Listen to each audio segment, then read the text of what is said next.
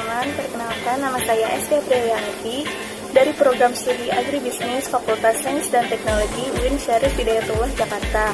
Pada kesempatan kali ini, saya akan menjelaskan materi dasar-dasar manajemen tentang manajer di tempat kerja.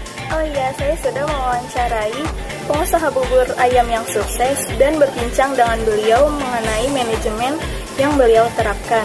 Tapi pertama-tama saya akan menjelaskan terlebih dahulu secara singkat mengenai apa itu manajer di tempat kerja. Yuk mari sebelum kita masuk ke pembahasan, kita harus tahu dulu nih, sebenarnya siapa sih itu manajer?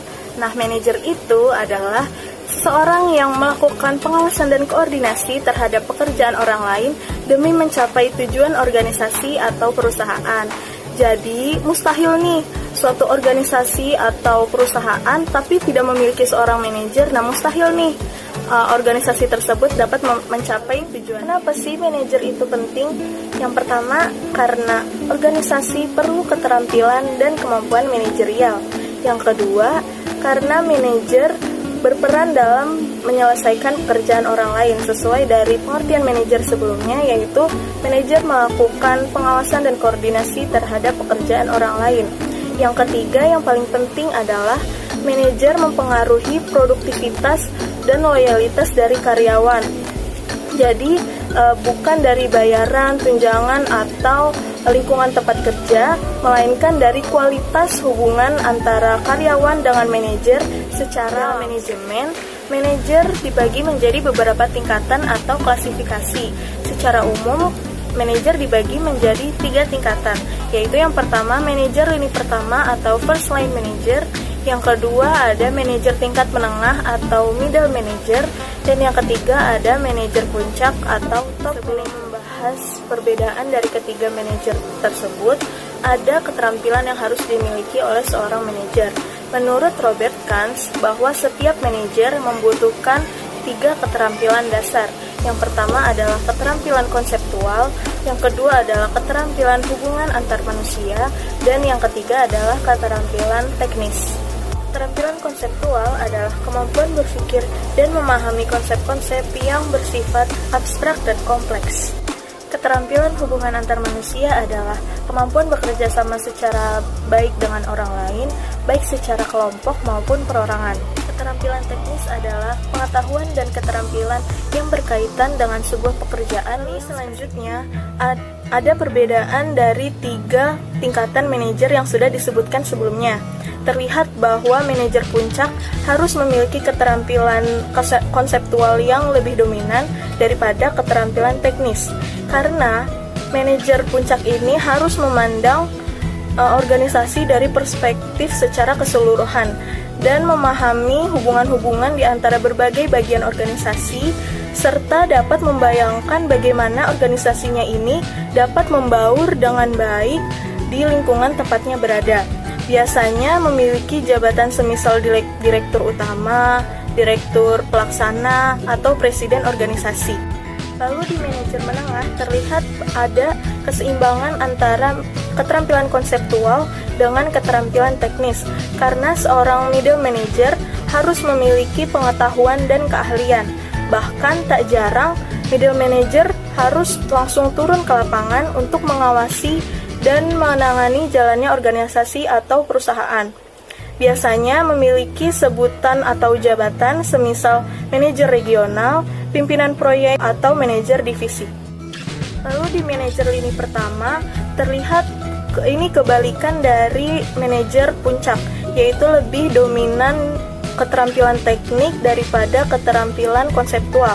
Karena manajer lini pertama ini harus mengelola para karyawan yang bekerja dengan berbagai peralatan dan teknis untuk memproduksi barang atau jasa untuk para pelanggan organisasinya.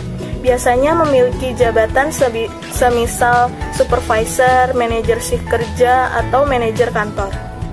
Untuk keterampilan hubungan antar manusia harus ada di tiap tingkatan manajer, karena setiap manajer harus berhubungan dengan orang lain untuk berkomunikasi, memotivasi, dan membangkitkan antusiasme serta kepercayaan. Nah, selanjutnya saya telah mewawancarai pemilik dari usaha toko bubur yang saya sudah bilang di awal, Yuk kepoin apa saja sih pertanyaan yang saya tanyakan. Halo teman-teman, Assalamualaikum warahmatullahi wabarakatuh. Hari ini saya berkesempatan untuk berkunjung di toko bubur Jasmine ini yang berada di Jalan Dr. HRT Rajiman Widyodiningrat, Cakung, Jakarta Timur. Nah, hari ini saya akan bertanya-tanya sedikit mengenai manajemen kepada pemilik dari toko bubur Jasmine ini. Assalamualaikum Bapak, bisa perkenalkan namanya siapa? Nama saya Bejo Slamet, owner dari bubur Jasmine ini. Oke.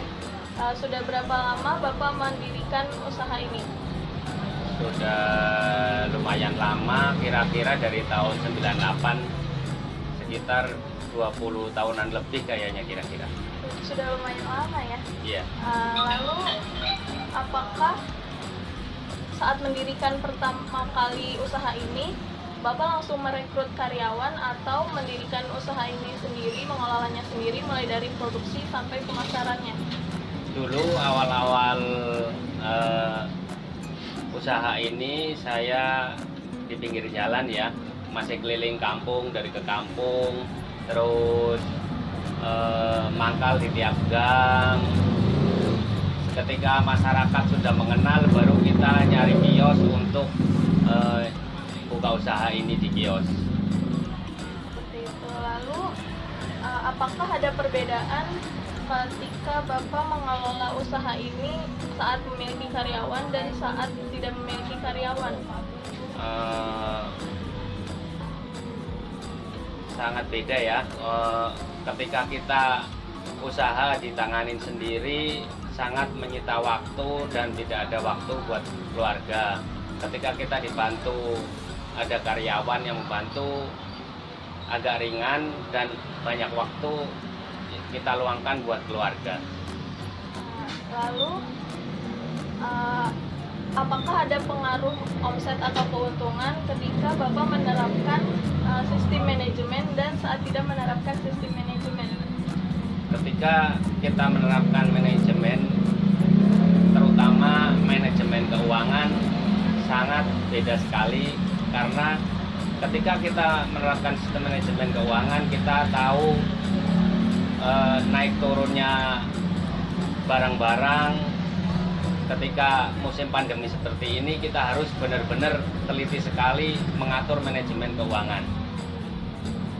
Lalu pertanyaan terakhir, menurut Bapak seberapa pentingkah itu manajemen dalam memproduksi usaha Bapak? Seperti manajemen waktu, manajemen keuangan, manajemen produksi.